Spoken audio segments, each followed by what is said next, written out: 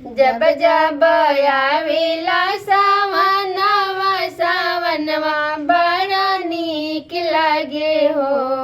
जब जब आवेला सावनवा सावनवा बड़ा नीक लागे हो। ए शिव गुरु हम बनवा रउरी कांवरिया कांवरिया बड़ा नीक लागे हो।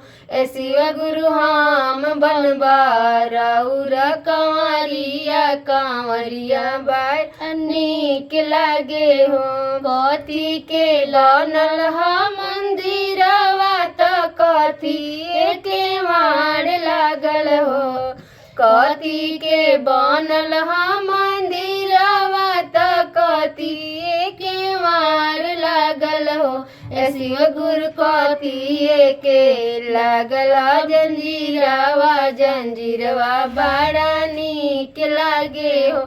ए शिव गुरु कथी के लागल जंजीरवा जंजीरवा बड़ा नीक लागे हो। अतर पतर के मंदिरवा त चंदन के मार लागल हो। अतर पत्थर के मंदिरवा त चंदन के मार लागल हो। ए शिष्या सोने के बनल जंजीरवा जंजीरवा बड़ा नीक लागे हो। ए शिष्या सोने के बनल जंजीरवा जंजीरवा बड़ा नीक लागे हो। के चढ़ावे अक्षत फूलवा तबे ये बेला पतियानु हो। के ये चढ़ावे अक्षत फूलवा त के ये बेला पतियानु हो। ए गुरु के ये चढ़ावेला धतुरवा धतुरवा बड़ा नीक लागे हो। ए गुरु के ये चढ़ावेला धतुरवा धतुरवा बड़ा नीक लागे हो।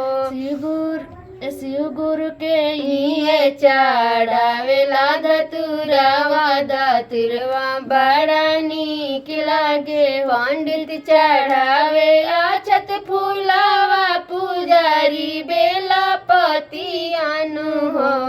पंडित चढ़ावे अक्षत फूलवा पुजारी बेला पतियानु हो। ए शिष्या तुझे चढ़ावे धतुरवा धतुरवा बड़ा नीक लागे हो। ए शिष्या तुझे चढ़ावे धतुरवा धतुरवा बड़ा नीक लागे हो। के ये मांगेले अनादान सोनावा त के पाँच पुतवानु हो। के ये मांगे अनादान सोनावा त के पाँच पुतवानु हो। ए शिव गुरु